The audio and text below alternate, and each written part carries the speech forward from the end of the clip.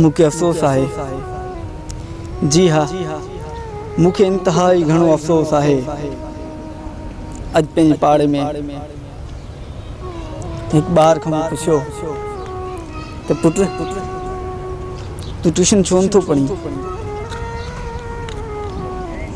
उन्हनि मूंखे तिरछी अख सां ॾिसंदे इहो वराणी ॾिनी त मूं मिसकीन वटि एतिरा पैसा न आहिनि त मां ट्यूशन पढ़ी वठां। त मूं उनखे ऑफर कई त पुट अगरि का अहिड़ी ॻाल्हि आहे त असीं तव्हांजे लाइ टीचर अरेंज कंदासूं जेके तव्हां खां फ़ी बिल्कुलु न वठंदा। त उन ॿार चयो त छा पन वाकिल या सखर वारो वाक़ियो आऊं न ॿुधो आहे।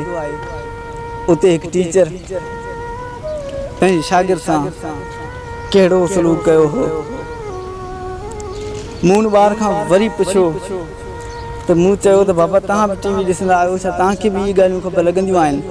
हुननि जवाबु ॾिनो बिल्कुलु असांजे ज़हन में उन टीचर जी तस्वीर मिटे कान थी जंहिं हिकु 14 साल जे मासूम ॿार खे वेशी दरिंदे जीअं नचोड़ींदो रहियो।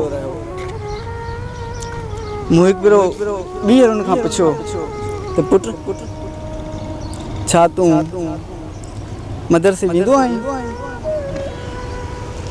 वराए मूंखे वराणी ॾिनी त बाबा सी मसइलो इहो आहे त मदरसे में जेको सखर जी मस्जिद में कुझु अरसो पहिरियां वाक़ियो थियो, छा उहो तव्हांखे यादि न आहे। वरी उन्हनि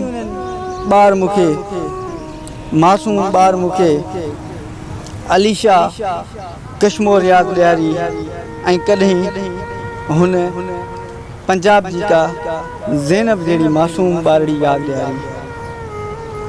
इहो ॿुधी ऐं हैरत में रहिजी वियुसि त 10 सालनि जे ॿार खे बि एतिरी ॼाण आहे ऐं उनजे ज़हन में केतिरो न डपु समायल आहे। छा असांजो मुआशिरो सुधरी नथो सघे। छा इन्हनि मासूम ॿारनि खे आज़ादी सां रहण जो को हक़ न आहे। छा ही ॿारड़ा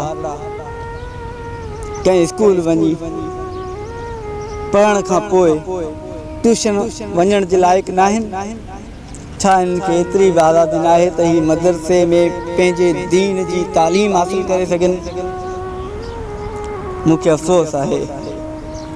अफ़सोस आहे हर उन फ़र्द ते जेके ही फ़हाशी माण्हुनि खे लिकाइण में पूरी हिमायत था कनि।